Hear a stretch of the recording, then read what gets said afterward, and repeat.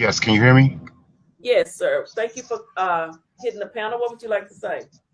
Yeah, first I want to let you know I really enjoy your show. I just subbed to you maybe 2, 3 weeks ago, and I've been following your show and all of your previous shows while I'm driving trucks. It gives me something to listen to. But Thank you. I was infuriated with callers a few days ago where they tried to tarnish this dead young boy's name, and I say boy because to me he could be a son of mine. So I was just evil, and I wanted to pull my truck over, and I'm gonna try to hold my tongue the best way I possibly can, and trying to blame this boy who cannot defend himself for what Tim and that girl and that other guy did, but especially Tim. My thing is this: no matter what he did when he died, is it was where he was at when he died. Not what he did in his past, is where he was at. He was trying to make something out of his life. He was trying to do good by himself and by his mama. And I want to say something to his mom, and I know she's listening from through her brother. She don't have to worry about defending his name because we got him, and we are going to defend his name for her, because right now that woman is hurting. Concerned about Michelle. She is the only one I'm really concerned about. Nobody is saying nothing regarding this dead young man's on his name.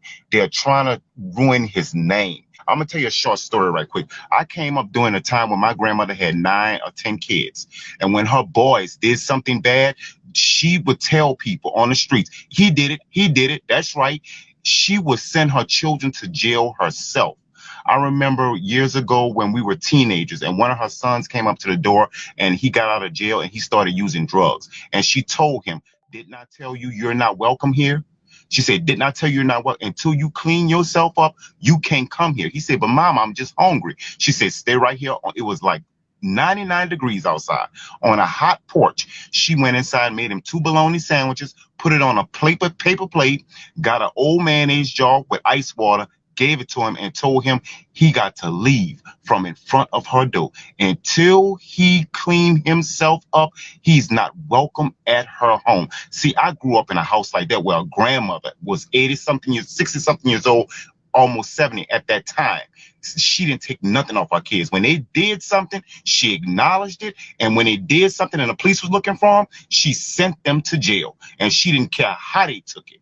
And on at my grandmother's funeral, that same son brought up that same story, and it says till that day he loved her for turning him away and not upholding his BS.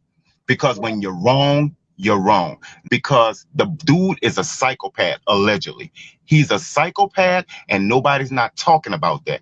He has no feelings and no emotion. Who gets arrested for murdering, for being told that he helped murder his nephew, and as soon as he take his mugshot, he has a big smile on his face? Mm. Tim is an insane psychopath, and nobody's not talking about that. I think that's something that needs to be investigated too. But Phil, keep doing your job, and I'm gonna keep listening, and I'm gonna go back in the bushes. But I just want to let you know you're doing a wonderful job on this show, and I just hope you keep up with this story so we could call in. Thank you. Yes, please, and please keep calling in. Thank you so much, Shon. Drive safely now.